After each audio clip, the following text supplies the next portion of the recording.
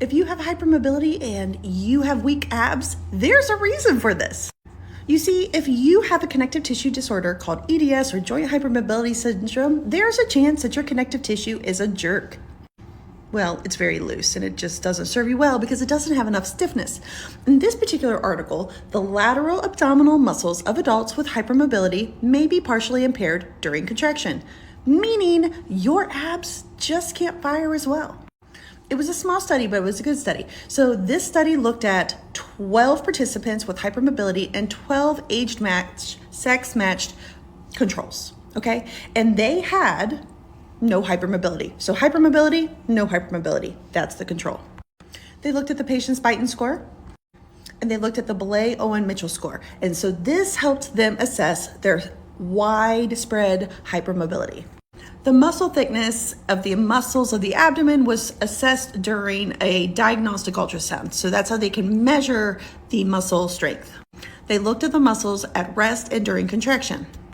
And what they found is when they looked at the abdominal muscles and they looked at all lumbar levels, meaning they were looking at the length of the trunk. The lumbar spine is your low back, but that is also where your abdominals are.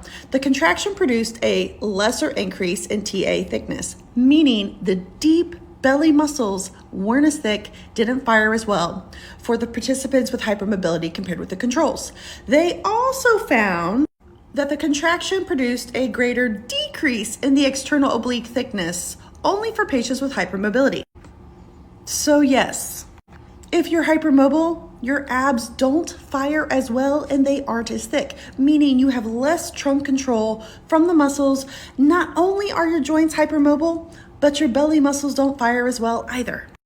So their conclusion, participants with hypermobility had particularly impaired lateral abdominal muscle function given a lesser ability to increase transversus abdominis muscle thickness during contraction compared with controls.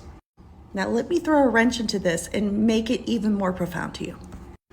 If you're a woman and you have estrogen receptors, because if you're a woman, you have estrogen receptors, when you are in your luteal phase, remember that's the late phase, you're going to be even more lax. So you will be even worse after you ovulate because you will have more hypermobility. Because not only do you have a connective tissue disorder that codes your type 1 and type 3 tissues wrong and weird, not wrong, not efficient. If you're hormonally in the luteal phase and you are more lax, you're even worse. And this is why, ladies and gentlemen, if you're a woman and half the month you feel like garbage, this is why. Also, lest we not forget that your uterus attaches to your sacrum through your uterine sacral ligament. And if you are a woman with EDS who may have endometriosis or fibroids or things of that nature, you also feel worse during that time of the month because you're loose, your hormones hate you, your connective tissue hates you, and whatever is pulling on your uterus is pulling on your sacrum, and now your SI joint hurts and now you're in pain. And this is why I do what I do, and this is why I take care of women. Hit the plus sign and follow for more women's health and wellness tips. Bye.